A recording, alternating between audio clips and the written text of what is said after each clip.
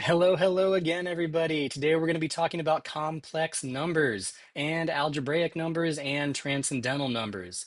I'm excited about this stuff because the complex numbers really kind of complete things. And so it's nice to get an idea of what's really going on. I've got a really good quote from Jacques Hadamard as well that I'll bring up in just a few minutes. Let me get the slides up and let's get going. Right. So this is section 3.6. This is kind of the last section that we need before we can talk about the fundamental theorem of algebra. Any fundamental theorem is a theorem that you should know, and it's that fundamental theorem that's going to give rise to a bunch of the results that we've been talking about, but haven't been able to prove yet. And we're going to do that in the next section. The last thing we need is complex numbers. So here's the overview. We're going to briefly review the real unit and the real number system R. We're going to introduce the imaginary unit, which is the square root of -1. We call it I. We'll talk about the complex number system. And as always, we got to appeal to some geometry, right? So we're going to look at a geometric interpretation of the complex numbers, which some of you may not have seen before. I'm really excited to introduce you to that. Then we're going to talk about how to operate with complex numbers, get some important properties of complex numbers. We're going to look at some really beautiful algebra and geometry related to the integer powers of I. And then we're going to finish off by talking about what algebraic numbers are, just to kind of motivate uh, why they're important and the distinction between these numbers and transcendental numbers, which motivates some stuff that you're going to learn about in Calc 1, 2, and 3. So here's the beginning, very much so. So first of all, what is a unit?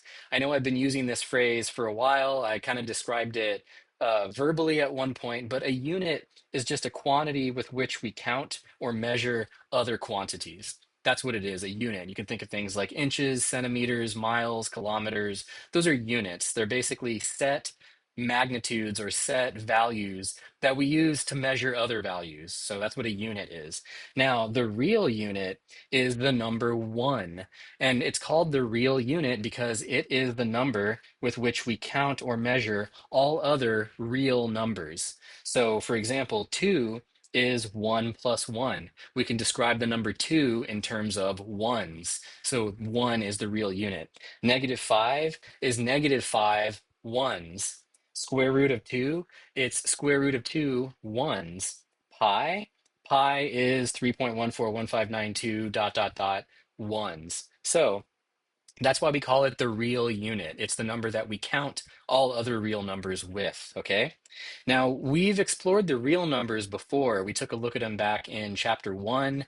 We've been using them over and over and over again. So just to kind of remind you of what that set looks like, the set of real numbers, I'm bringing up this image, which is a really good representation of the real numbers, and it shows those inclusions. So at the bottom, you've got the natural numbers, or the whole numbers if you throw 0 in there, right? And those are the counting numbers. And then after that, we talked about the integers. Those are the positive and negative whole numbers, all of them together. And then there are these other numbers in between those, well, including those and in between, called rational numbers. And those are all the ratios of integers, right? We talked about decimal representations of rational numbers, these fraction representations. The main point is that the numerator and denominator are integers. Now, the reason this picture is nice is because it distinguishes between two important sets, algebraic numbers and transcendental numbers. So outside of the rational numbers, you have the irrational numbers, and that's what this little distinction is here. So the irrational numbers are the numbers that are in both of these bands that you see out here. Those are irrational, okay? But there's this thing called algebraic numbers, and algebraic numbers are the numbers contained in this oval right here. We're going to define what those are at the end of this section, but some examples are square root of 2, negative square root of 3, phi, this is the golden ratio. Those are algebraic numbers. And then there are these other numbers that are not algebraic, and those are what are called transcendental numbers. Numbers like pi, e, -2 pi, those are transcendental numbers, and we'll explain what those are at the end of this section, okay? So the real number system, oh yeah, and the whole thing, these are all real numbers. So everything that you see here, those are all examples of real numbers. Now, the real number system comes equipped with two operations. We've been using them a lot. addition and multiplication. Those are the two operations. Um, uh, Subtraction is the inverse of addition, and division is the inverse of multiplication.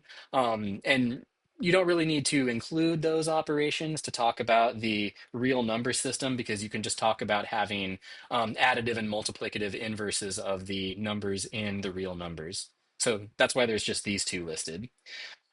The real numbers is closed under these operations. And what that means is if you add or multiply two real numbers, you get another real number as a result. There's no way for you to take two real numbers, add them together, and then get some non-real number somehow, get some imaginary number or some crazy thing, right? So that's what it means to be closed under an operation. Same if I take two real numbers and I multiply them, I'm going to get another real number as a result. Now, the real numbers also form something that's called a field. We unfortunately don't have time to get into that, but it's a mathematical structure that obeys a lot of nice properties. There's even discussion now in the math ed community of talking about these things at the high school level, what fields are. All right. Okay, so now that we've talked about the real number system, we talked about the real unit, we need to talk about the imaginary unit. And there's a motivation for this. Like, where did this thing come from? Why do we care? What is it? What's the point of it, right? So here's the motivation. There's no real number solution to this equation. Excuse me, there's no real number solution to this equation, and that's because x squared is always greater than or equal to 0 for any real number, right? If you take a real number and you plug it in for x, you're going to get 0 or some positive number. So this has no solution in the real number system. So what we're going to do instead is we're just going to define a new number called the imaginary unit, I. So the imaginary unit is the number whose square is -1. More specifically, we're saying I squared is equal to -1. And then without loss of generality, we can equivalently define it as the square root of -1. Now, one second. The reason that I'm saying this is because if you remember something that I emphasized earlier in the course, anytime you take a square root, you must include a plus minus, right? The situation here is no different. If you take the square root of -1, you got to have two of them, a plus and a minus one. So we really should have plus or minus. But we're going to just go ahead and choose the positive one because it doesn't really matter which one we choose. We could equivalently define the complex numbers by calling this the opposite of the square root of -1. But that just makes things even messier. So we're going to choose it to be the positive square root of -1. All right? It may seem weird at first to do this since this is not a real number, but when we get to the geometry of it, I think you will see that it's not as weird as you might think. But this is what I is. I is the square root of -1 for our purposes.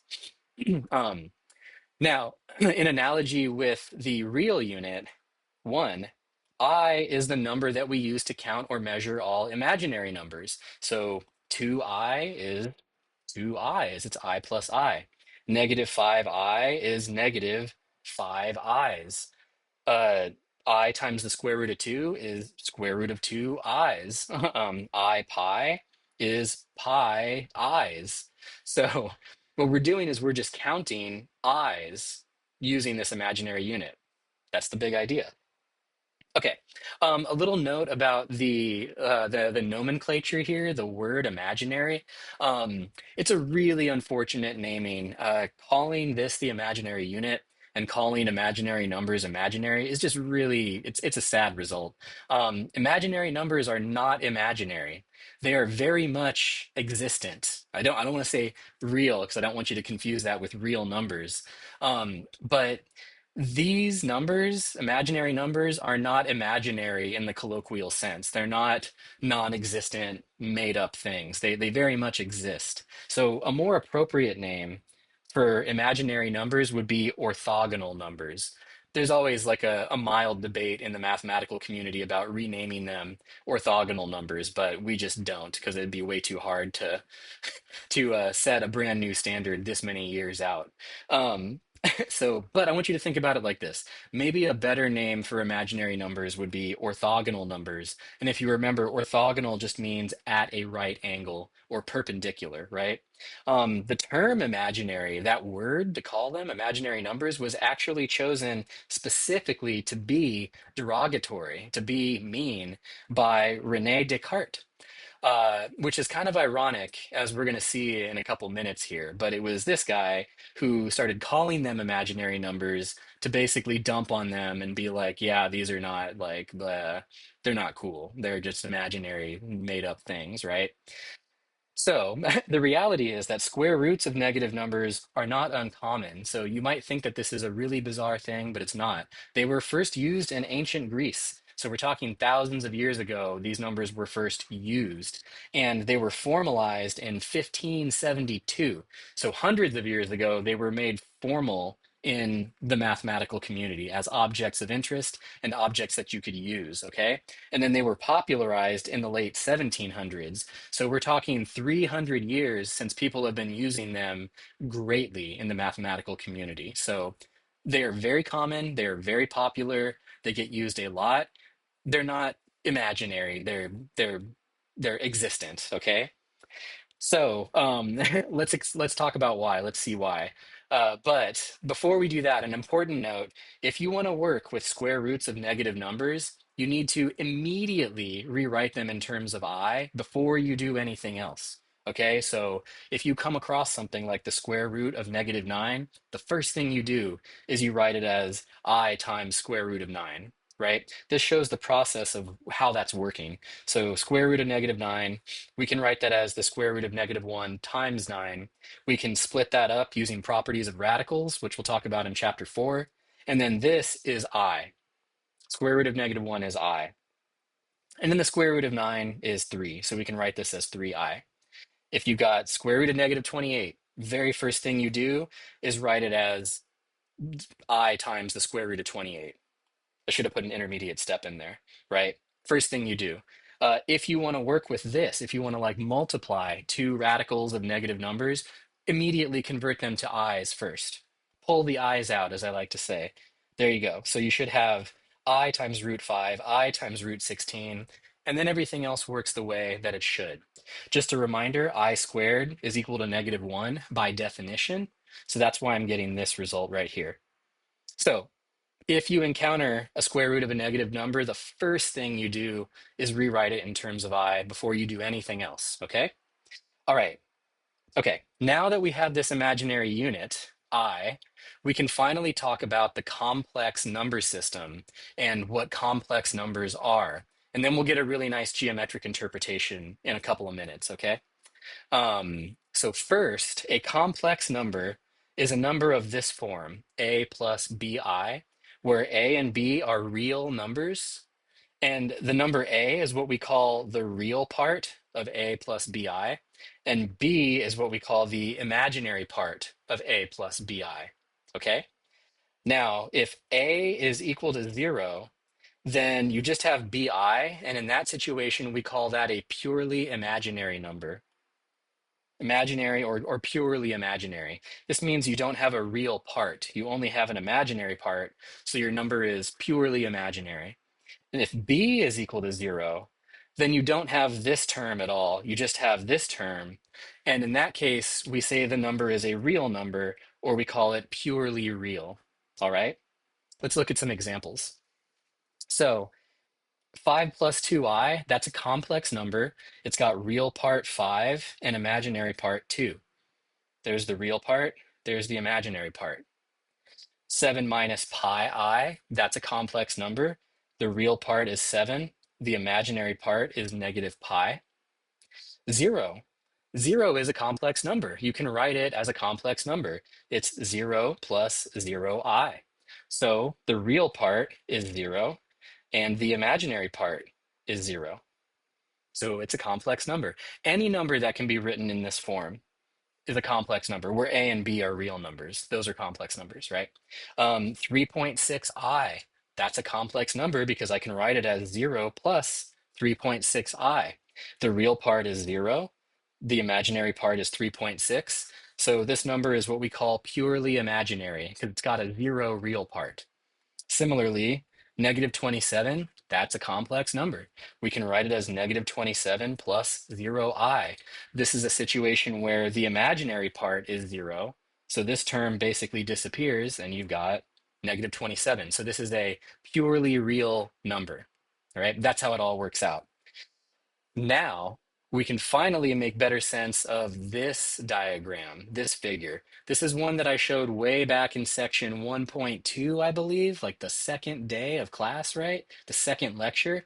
Now we can make sense of the whole picture. So up until this point, we've only been working with this part of this figure down here. That's the part we've been working with. That's the set of real numbers.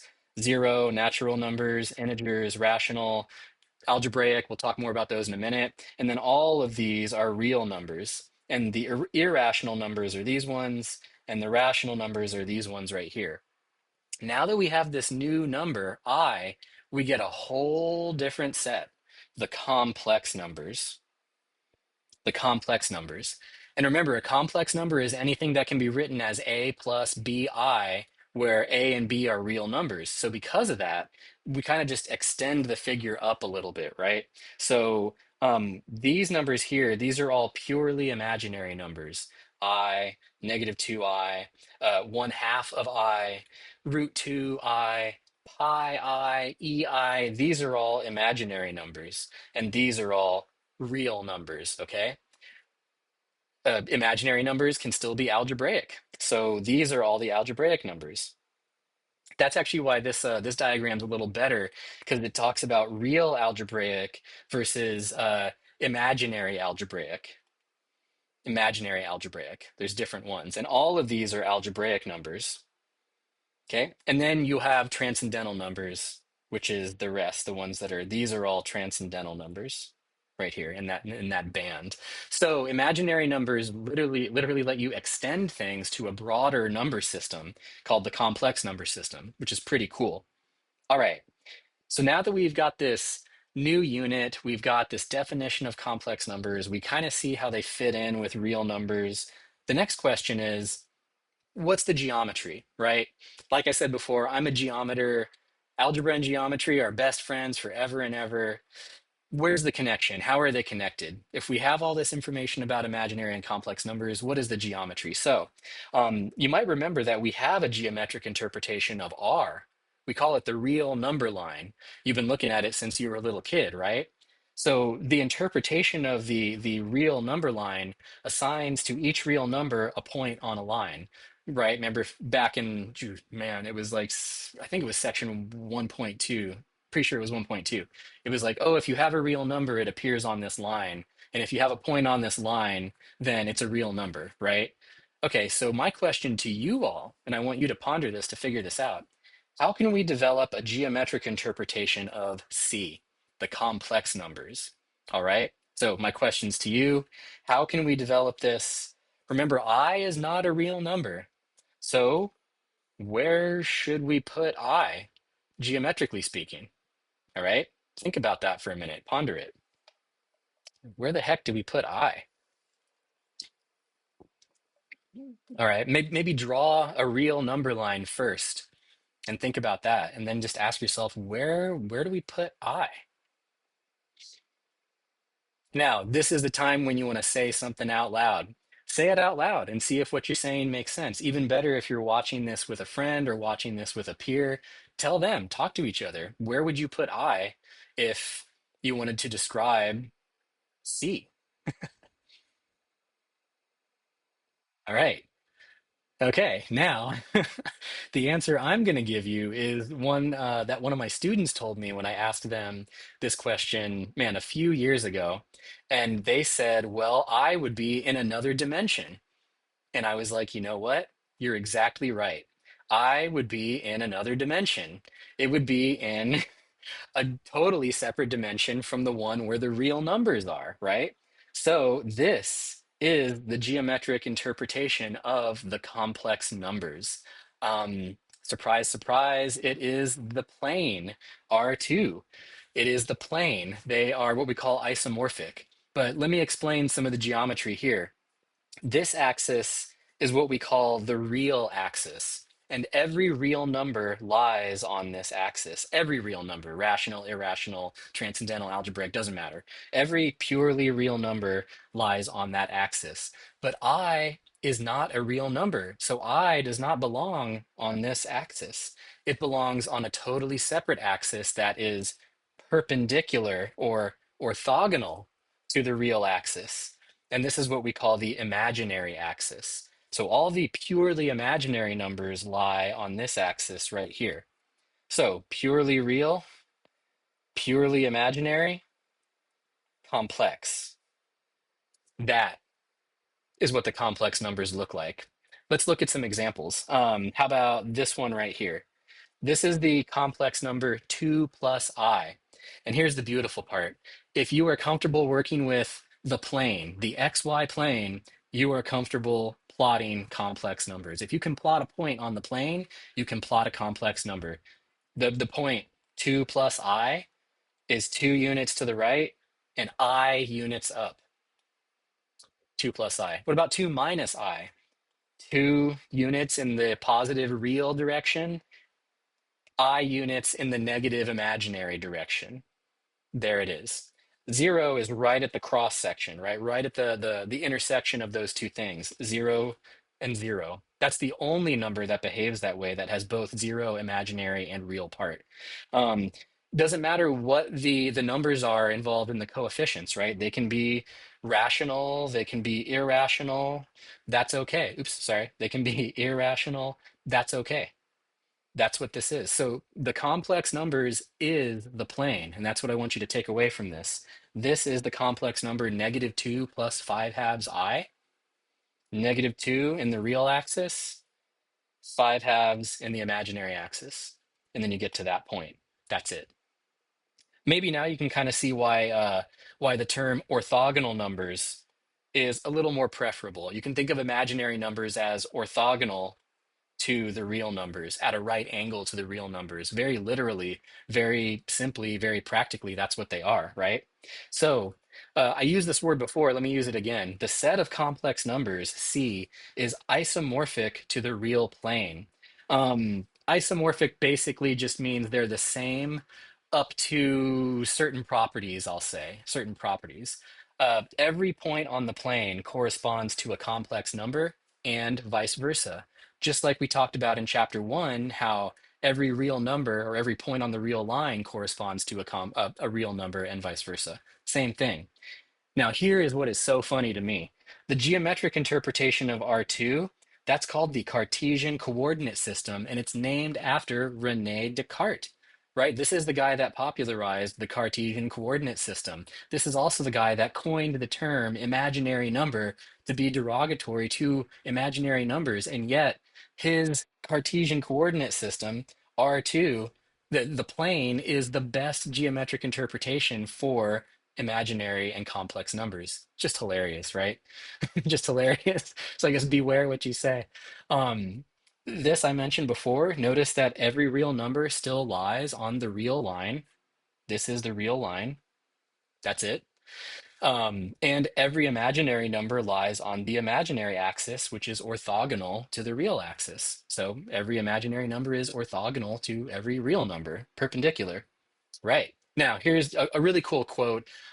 This is in one of my advisor's books, and it's from a mathematician, Jacques Hadamard, who did a lot of number theory. And he basically said the shortest path between two truths in the real domain passes through the complex domain. And what he's getting at is, if you want to prove something true about the real numbers, it's often easier to do it in the complex numbers because the real numbers are contained in the complex numbers. So there's a larger structure there.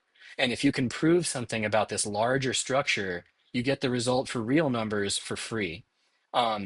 That might sound kind of weird, but it happens a lot. And in fact, if you want to prove the fundamental theorem of algebra, you actually have to use complex analysis, or at least one of the most common proofs uses complex analysis.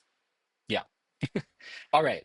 So now that we have these complex numbers, we have a geometric interpretation of these complex numbers, we have a structure, we have some intuition for them. How do you operate with them?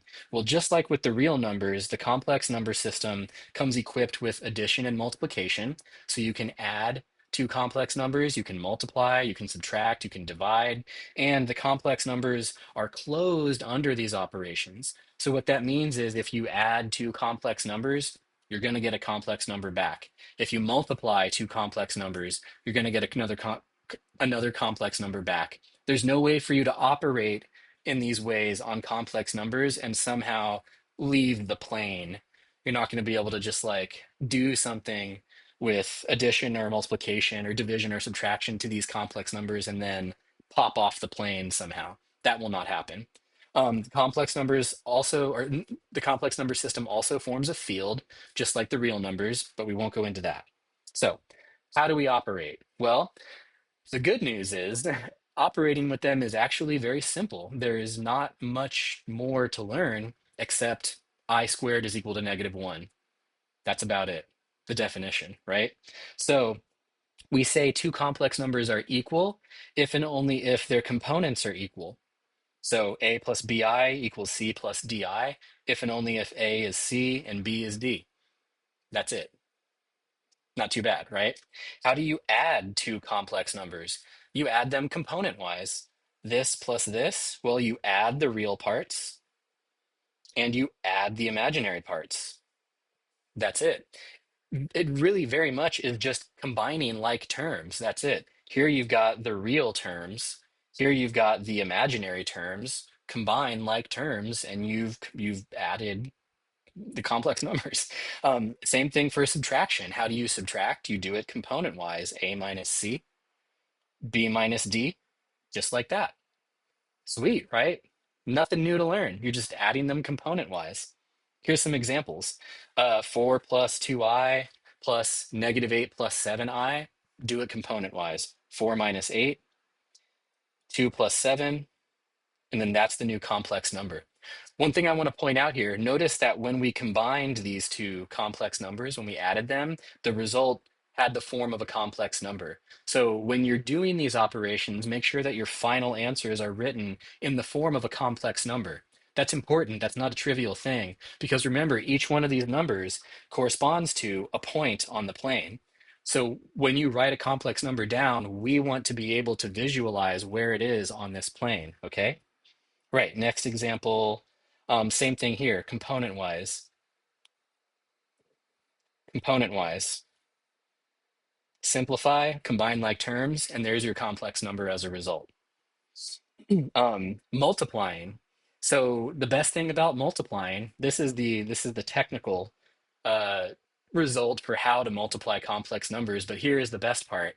You just treat it the way you normally would if these were all real numbers. You just use the distributive property and FOIL everything out, first, outer, inner, last. Multiply everything together the same way you normally would and combine like terms. So I'm going to walk through it right here.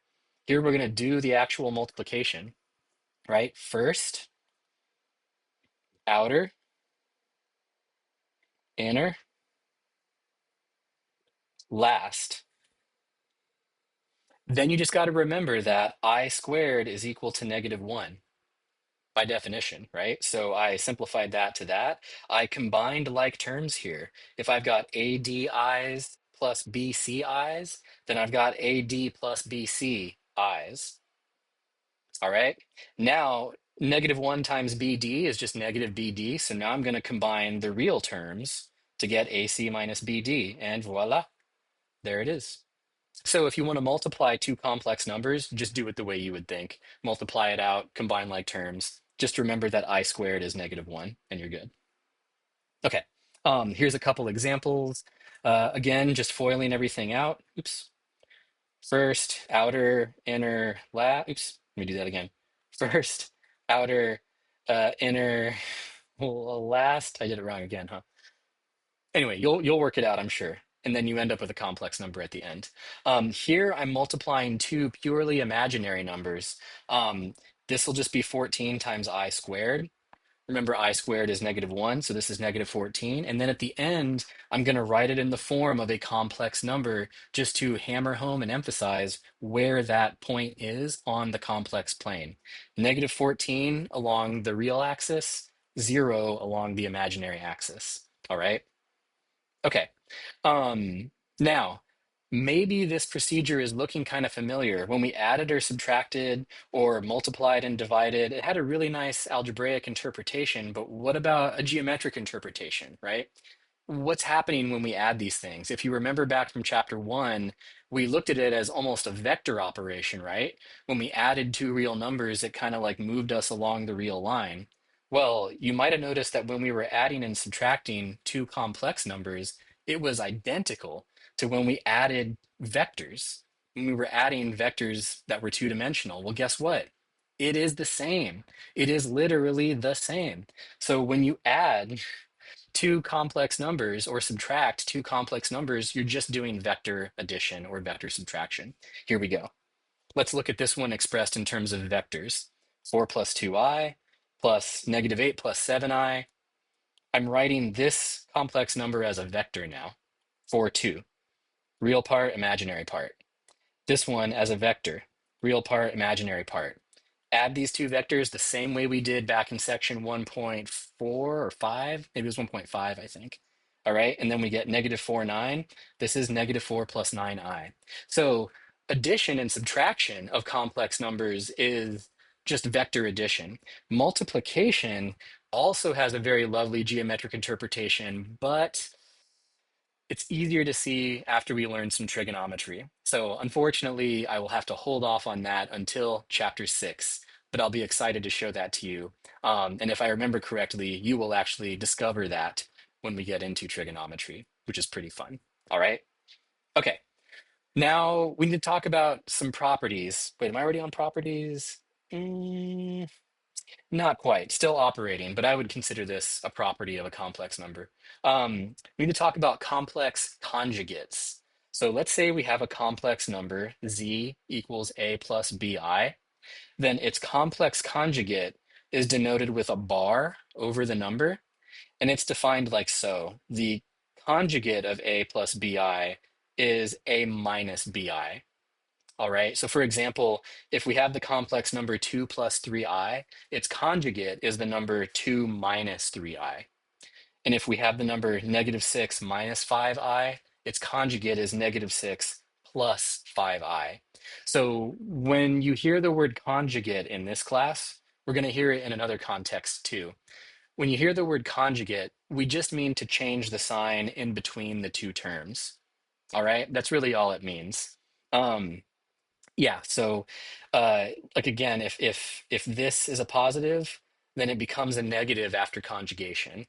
If this is a negative, then it becomes a positive after conjugation. Another tiny note I will make here, a lot of times we like to use the letter Z to denote a complex number just to distinguish it, like we don't want to use X and Y.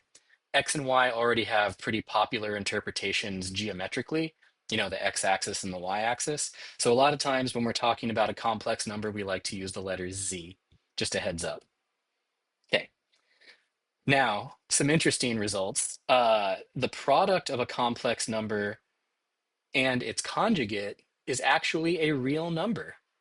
So what I mean is if you take a complex number and multiply it by its conjugate, you get a purely real number back.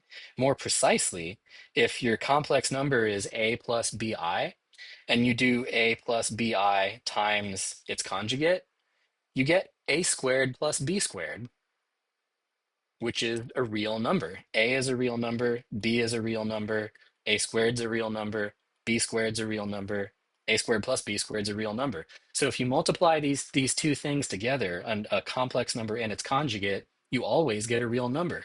Let's prove it. Here's the proof. It's very short.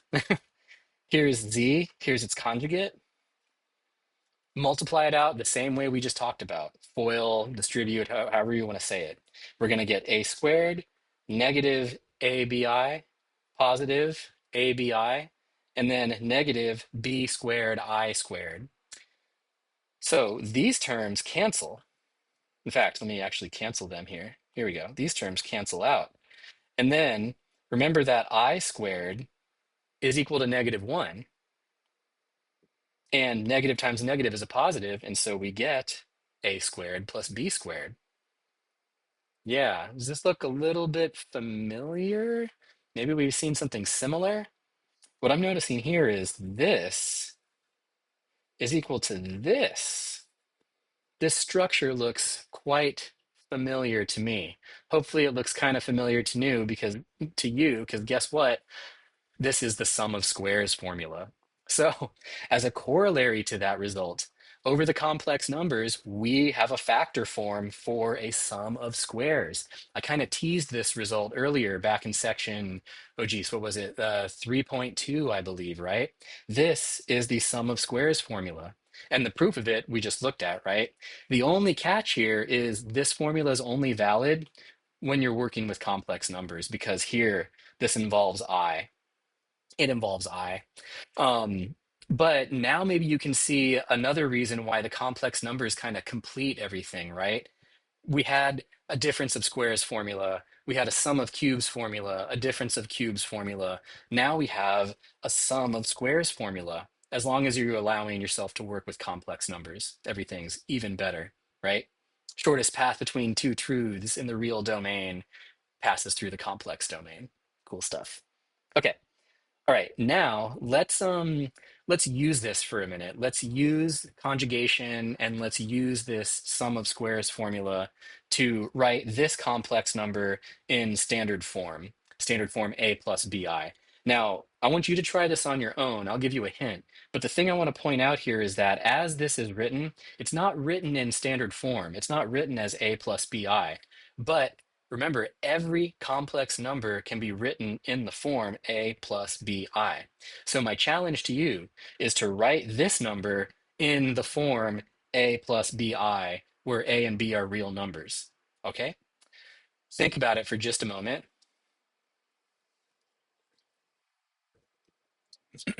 Okay? Now say something out loud about what you might try.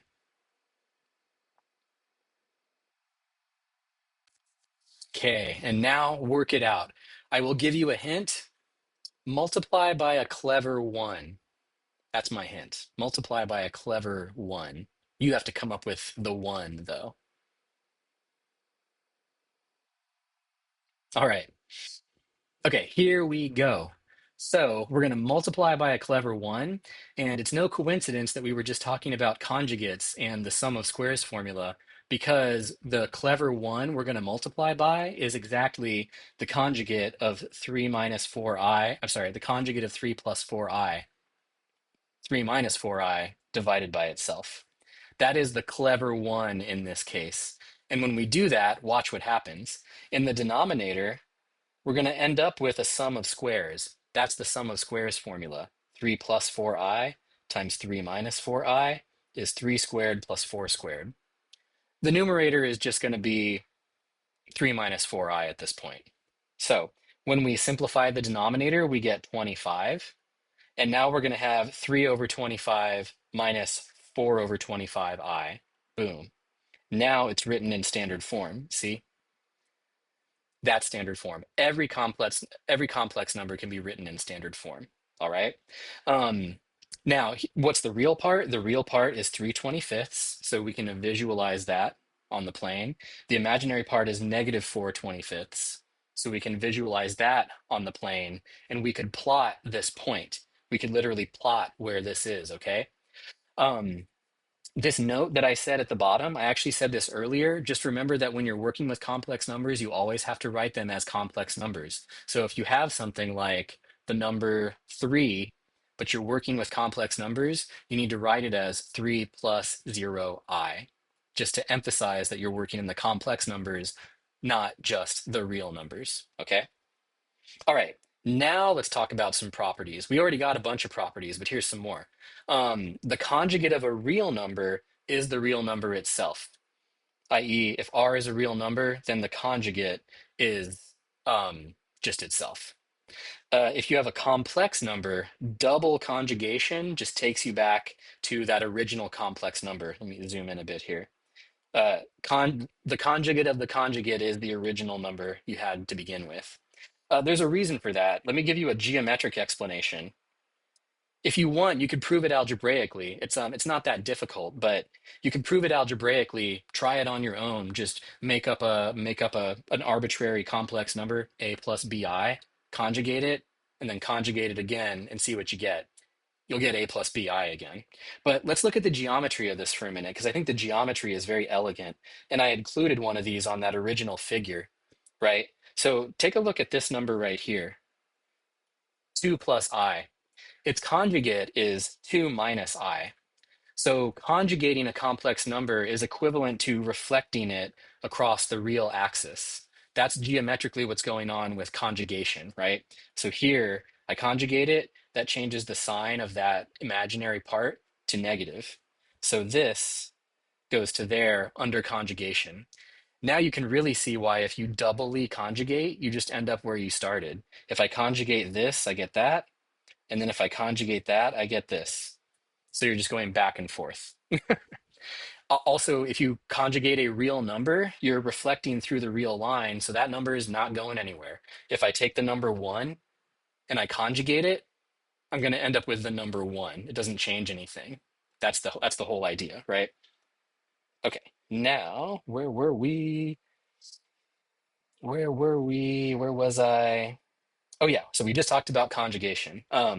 Next, if you have two complex numbers, z and w, conjugation actually distributes over sums and differences. So if you conjugate z plus w, it's the conjugate of z plus the conjugate of w.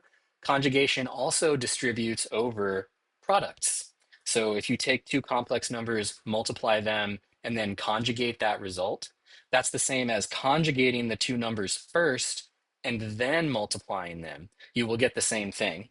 Uh, I'll withhold the proof. I encourage you to try it on your own. The proof is really very straightforward. Just make up two arbitrary complex numbers and follow your nose. You'll see exactly what I mean algebraically. Go for it. Okay, next, let's talk about something else very elegant, the integer powers of I. The integer powers of I, they follow a very helpful pattern. And this is just such a beautiful result. We're going to see it even more geometrically in a second here. But let's look at these powers. You will need to memorize these powers. The good news is you don't have to memorize very many, just four. So I to the 0, that's 1.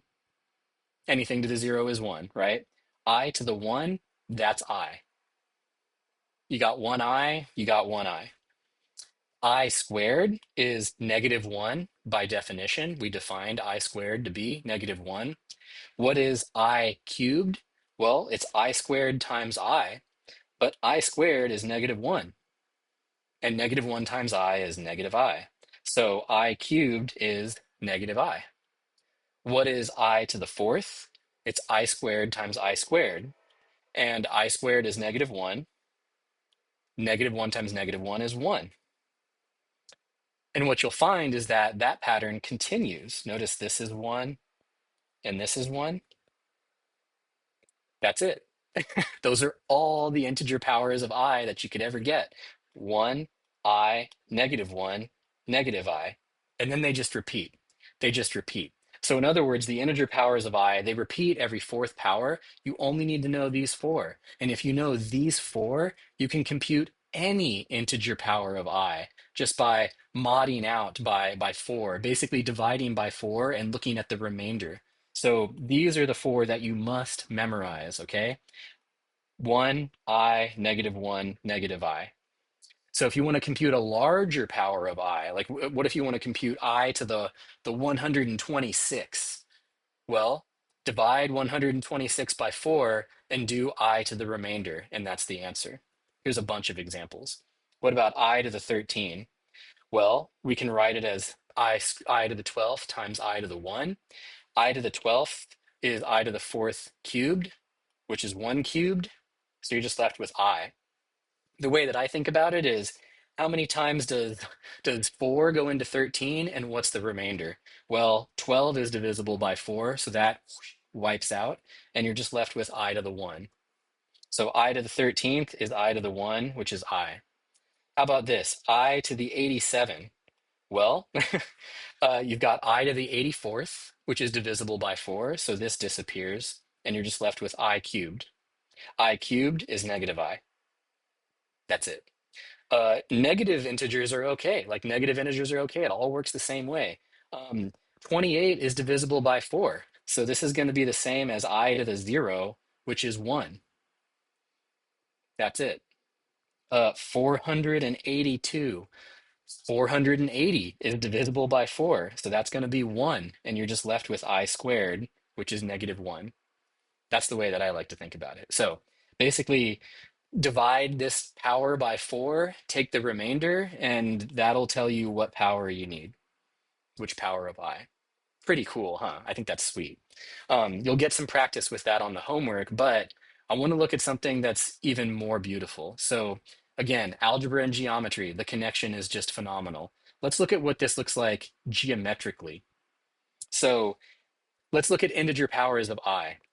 This right here, this point, this is I to the 0, this is 1, right? So on the real axis, it's the number 1. Okay, this is I to the 0.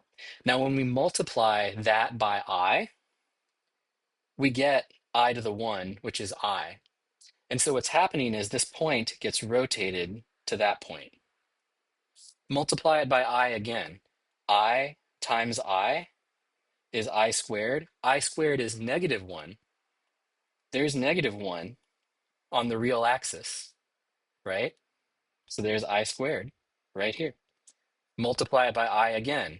That's I squared times I. So this is going to go to here. We get negative I, right? This is where I is. This is where negative I is. Multiply it again by I. You've got I to the 4th. I to the 4th is 1. Now you're back to where you started. Back to where you started. So multiplying by integer powers of I just sends you around and around and around this unit circle, which we saw before. This unit circle. Even if you go backward, if you divide, right? If you divide by some power of I, you're just going to go backward. You're just going to go backward. That's it. This is just such an amazing, amazing result about these numbers. Now, here's a really intriguing question. And we won't be able to go any deeper than this, but I'm going to leave you with this to ponder. Um, where do you think I to the 1/2 will be on this picture? Where do you think I to the 1/2 will be? Think about it for a sec. Hmm. What about I to the 2/3? Where would you put I to the 2/3 on this picture? What about I to the 3/2? What about I to the 14/5? Where do you think those would be? I'll let you think about that one. I won't spoil it. Okay. All right. Now that we've talked about complex numbers, we got to talk about algebraic numbers. These have been referred to a bunch. I've mentioned them a bunch of times. Now let's make sense of what they actually are. There's a reason that I was saving this until we got to talk about imaginary numbers. It's because imaginary numbers can also be algebraic. But now that we've finally talked about algebraic numbers, complex numbers, we've got the whole picture, we can talk about algebraic numbers. So here they are. An algebraic number is a number that's a zero of a polynomial with integer or rational coefficients. Okay? Let me say that again. An algebraic number is any number that's a zero of a polynomial with integer coefficients. Okay? Examples. The number 4, that's an algebraic number. The number 1000, that's an algebraic number. The number root 2, square root 2, that's an algebraic number. Negative square root of 3, that's an algebraic number. Phi, that's the golden ratio, 1 plus square root of 5 over 2. That's an algebraic number. So algebraic numbers are basically numbers where you could concoct a polynomial that has that number as a zero. The only catch here is the coefficients can only be integers or rational numbers, but it doesn't matter if you use rational numbers or integers because remember, if it's a zero, then it's a root. So you could multiply everything by the common denominator and all the coefficients would be integers. So algebraic numbers, it means you can find a polynomial where that number is a zero of that polynomial and that polynomial only has integer coefficients. We're going to see some examples in just a minute here. Now, contrast that with what we call a transcendental number. Simply put, a transcendental number is a number where that's not possible. So a transcendental number is a number where you cannot find a polynomial with integer coefficients that has that number as a root, that has that number as a zero, okay? Examples: pi is a transcendental number.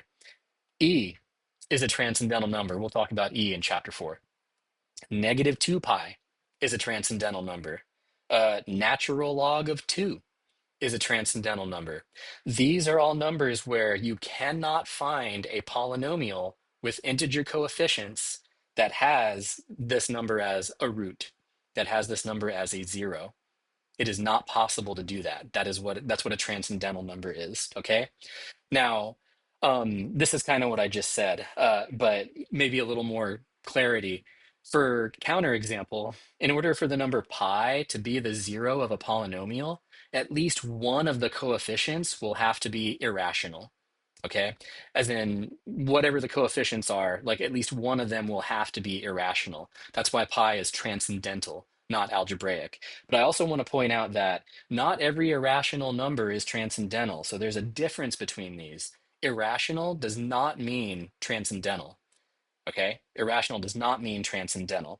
Some irrational numbers are algebraic, like the square root of 2, or many, many others. They're irrational, but they're still algebraic.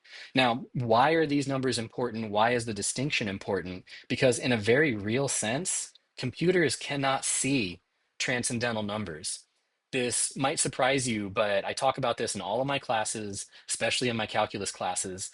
Computers have to terminate their processes. Computers cannot understand infinity, right? Computers are not human beings. Computers cannot conceive of infinity, right? They can only see the finite.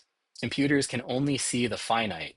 Whenever we ask a computer to start exploring infinity, instead what it does is it makes a finite approximation of that. And every time you make an approximation, what do you get? You get an error. You get a little bit of an error, right? So computers cannot see transcendental numbers. They can approximate them. However, there is a way to tell a computer how to see an algebraic number.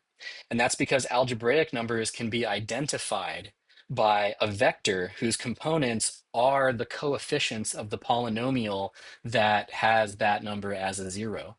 So this is very special. That's why the algebraicity of a number is important, because if your number is algebraic, then we have a finite representation of it that we can feed into a computer, and the computer can see that representation perfectly. That is not possible with transcendental numbers, okay?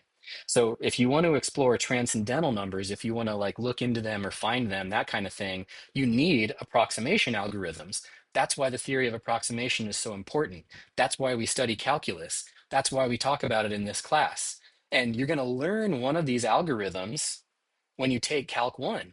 For the CS majors out there, you actually will learn many, many more. You may even learn some in your CS courses that you're taking with this course. But everyone that takes Calc 1 learns at least one numerical approximation method, and it is called the Newton-Raphson method. And that method is helpful because it lets you approximate transcendental numbers using an algorithmic process, okay? That's what we're building you up to. You'll see that in Calc 1, all right? Now, enough of this theory, enough of this like generic stuff. I want to see a concrete example, right? Let's get our hands dirty for a sec. Show that this is an algebraic number. And this is one I do want you to try on your own. So I want you to think about what you have to do to show that that number is algebraic. Think about it. Right. Now, say it out loud. What do you got to do to show that that thing is algebraic? Okay, do it. Concoct it. If you forgot, what you have to do is you have to find a polynomial with integer coefficients that has this number as a zero. Can you do it? Try it.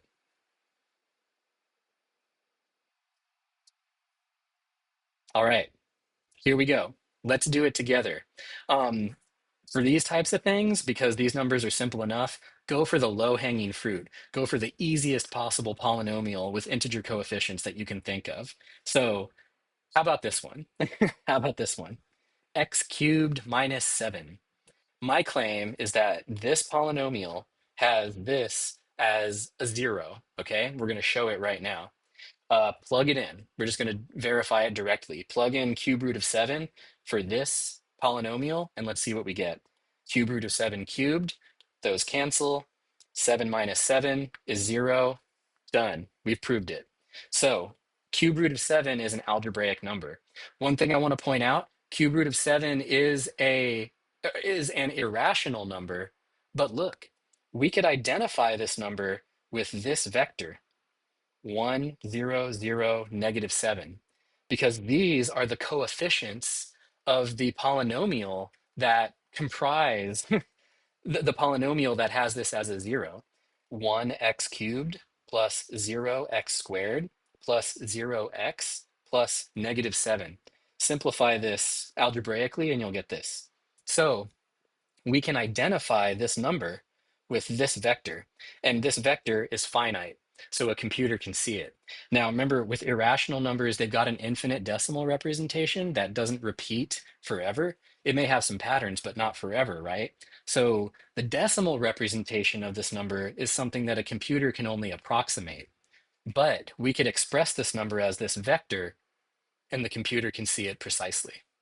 Pretty cool, all right? Now let's look at a special number. This number here is called the golden ratio. You might have heard about it if you took an art class. It's a very aesthetic number. It's a number that uh, makes pretty pictures. I'll just keep it simple. Makes pretty pictures. You can read about it here if you follow that link. But this is an algebraic number. So even this funky looking number here, it's algebraic, and we can find a polynomial that has it as a 0. So that's my claim. Actually, here we go. We claim that this is an algebraic number, and we claim that this is the polynomial that satisfies phi. All right, this is the polynomial where if you plug phi into it, you're going to get 0. Let's prove it. Here we go. We're just going to plug phi in for x and then massage. So that squared minus that minus 1. Square this, FOIL out the top to get that. 2 squared is 4. You have this, simplify the numerator to get this. Denominators are, or here I equalize the denominators, right?